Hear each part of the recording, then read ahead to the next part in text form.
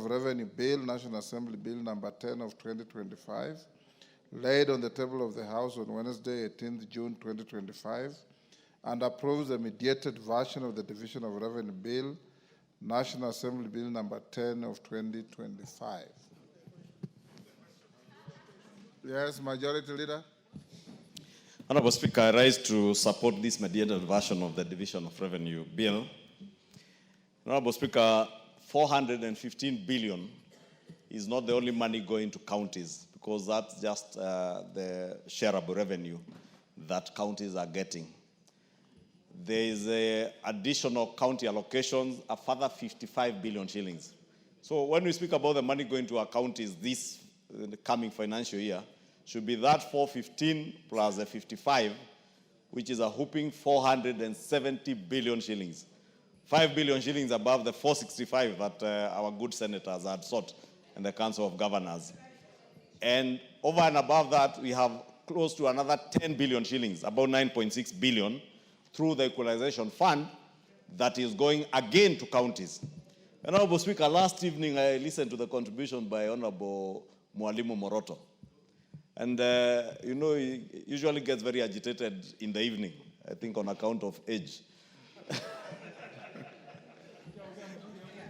The order, Majority Leader. There is no scientific evidence that old people get agitated in the evening. You know, Mwalimu Moroto, Mr. Speaker, yes, there is no scientific explanation, but over the years that I have known him, he usually will come in the evening very agitated. Yes. I have never figured out for what reason.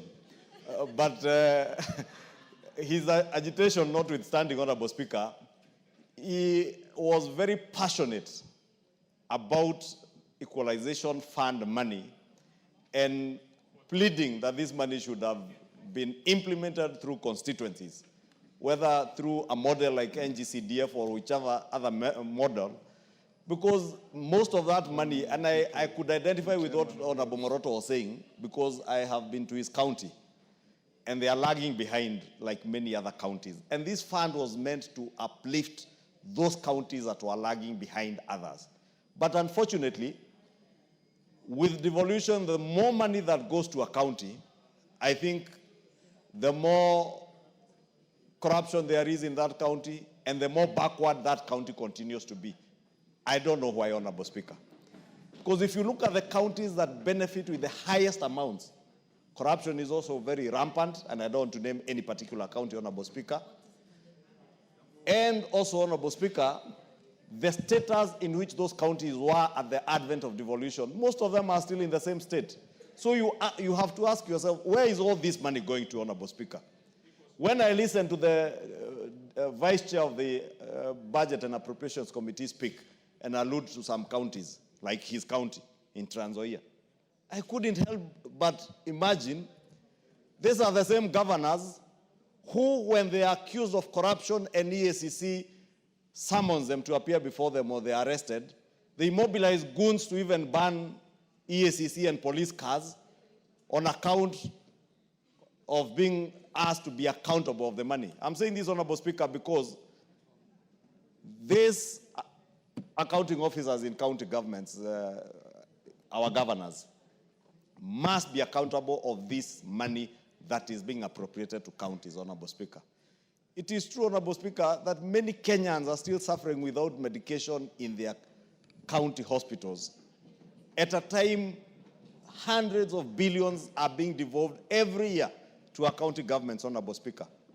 I know we just come from a very painful journey on RMLF. Honorable Speaker, walk to any county in this country. MCAs say it openly that this RMLF money is the only money we would get to eat.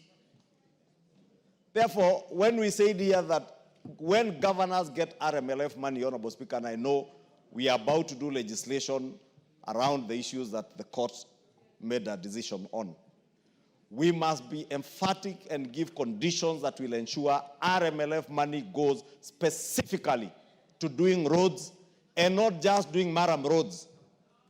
They must tarmac roads. Yes. We must conditionalize that money to ensure that, because there is no county in this country without a shopping center, without some sort of urban population, that at least this money goes to tarmac roads in those urban centers, or if they are doing in rural roads, roads already identified in work plans by the Kenya Roads Board, so that we stem the abuse of all these monies that are going to the counties. Because we can't give 415 billion in shareable revenue. It is all stolen. Honorable Speaker, if you look at the Comptroller of Budgets reports, you'll be shocked. The percentage of money going to development from this shareable revenue. And why, Honorable Speaker? Because if I am elected as a governor today, I will find ward administrators, sub-county administrators, I don't know, village liaison officers, who are on permanent and pensionable terms employed by your predecessor. Then a new governor comes into office, they recruit their own kin and their own friends and campaigners into the same permanent and pensionable jobs. Then they start crying all over, oh, we have no money for development. You have no money for development because you have failed in governance. You don't have to employ every other person who campaigned for you. Grow the economies in the counties, and your supporters and those who campaign for you will be able to get jobs when economies in your counties are growing, when roads are functional, when hospitals are functional. Those economies will thrive, and all your supporters and your citizens in your counties will have job opportunities that will come their way. Therefore, with those many remarks, Honorable Speaker, allow me to support with that caution, Honorable Speaker, that when we come to do the law, and I hope the chair of the Roads Committee is listening, if he's still here, the Honorable GK is here, that we must conditionalize that money for RMLF. Just like when we do the additional county allocations, that money comes with conditions, even this one for RMLF must come with. And the cardinal condition on shareable revenue must be accountability and transparency in how this money is utilized at the county level. Thank you, Honorable Speaker. I beg to support. Yes,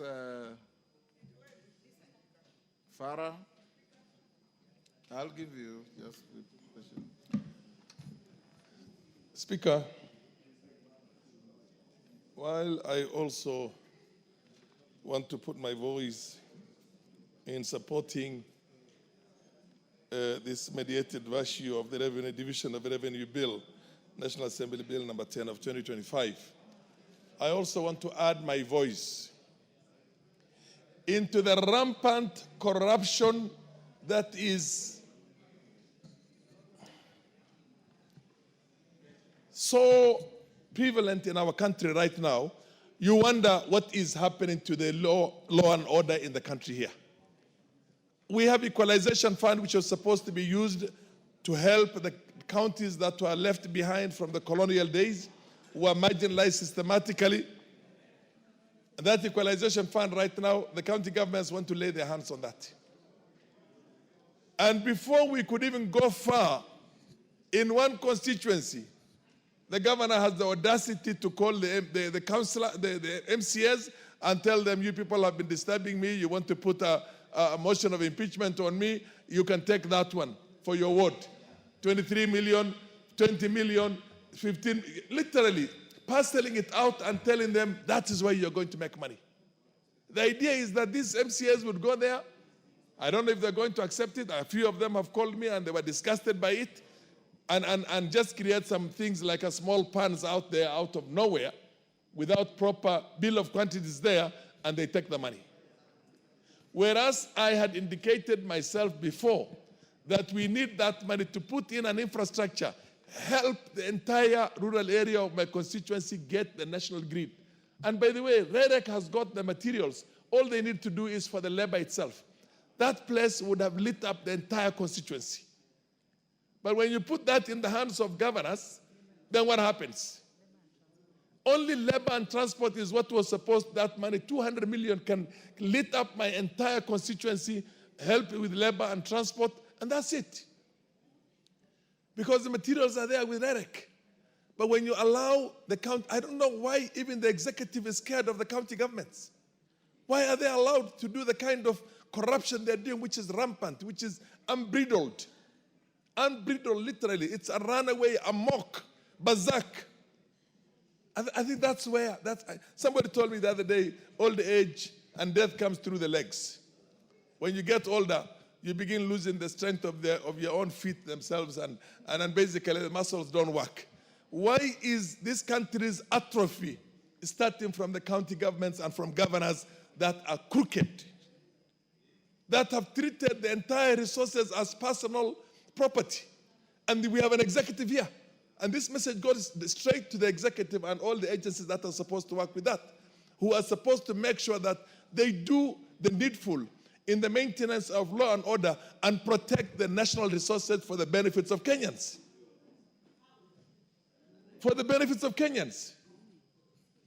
Because when these things are happening, and they're happening in the manner in which they're happening, with almost zero public participation, and people are making money out of that, and we allow it to happen. We allow hundreds of billions of Kenya shillings to get wasted. And for governors to have their vehicles, take choppers, take planes, and everything else, and literally turn this into a private property. Mr. Speaker, I think we have a problem in this country, and this house being a legislative house, a lawmaking house, that has that express ability to do that, and the constitutional mandate to do that, we better begin dealing with these things very well, and saying that we're not going to pass any of these appropriations before certain things are put in place. You remember when we were trying to negotiate the RMLF, before the courts pronounced themselves into that, because the governors were the ones who were pushing for these things, and they're also coming for the CDF. And the whole idea of coming for all those things is not to put these things in the hands of an entity, another authority for the benefits of the people. They just want to steal it. They're doing that with the donor money also. Mr. Speaker, I want to put my voice on this, but at the same time say that we have a problem in the country. We're talking about corruption in the country. And the same corrupt guys are the ones who seem to have the ear and the support of the local people out there. Because Parliament has failed to do its work, National Assembly has failed to do its work, the executive has failed to do its work, the government, the appropriate authorities on the maintenance of law and order to protect the national resources are not doing their work, we have a problem. We have a problem of resources in the country. We have a problem of poverty, rampant poverty. The amount of money that goes out there for devolution should be able to change the lives of the people out there. Change the lives of the people. The students, absolutely, absolutely. And if the Senate is going to transform itself into a body whenever an impeachment is brought for them, then governors are going around dishing money. And governors go out there and try and influence the MCAs in their own counties by sending in elders and everybody there and saying our government is now coming down. I mean, these things are bad. The common man has got to be educated. There has to be sufficient civic education to tell them that every coin has got to be accounted for. At the national level, at the county level, at all levels, including ourselves at our own CDF levels. We are not managing the CDF is managed by a board, but it's got to be, everything has got to become accountable, Mr. Speaker. We have a nation, we have resources, and the resources is not getting down to the people. The people are poor. The Kenyans are suffering. Students are suffering everywhere. Because the little we have for bursary is not sufficient. And the county governments are not putting money into that. They're putting money into building walls and building white elephant projects. And they are the contractors themselves. The governors are the contractors themselves. And consultancies. And God knows what. Fetes and dramas and everything else. So, Mr. Speaker, this House has got to rise up to the occasion. Members of Parliament must take the responsibility of protecting the national resources from everybody who's going to misuse them. If we don't, then we become complicit in that. We become part of the corruption. We become part of the rot. And we can see the kind of problems that are going on in the country. The country is bleeding. There's no question about that. Let us rise up as legislators ourselves, use the appropriate instruments through the committees and everything. Make sure that we change the laws when there's need to change the laws and stop thugs from stealing national resources. because we are the lawmaking body. We have the instrument to put a bridle on these things, and we're not doing that. Mr. Speaker, with those many remarks, and with the bleeding, what do you call, nation is right now because of the misuse of our resources and the rampant corruption, runaway corruption, and I rest my case, but I'm pleading with my colleagues here. Let us rise up to the occasion to protect Kenyans and protect the minimum resources that we have so that they're put to a good use. There's no medicine in the hospitals. There's nothing. Thank you, Mr. Speaker.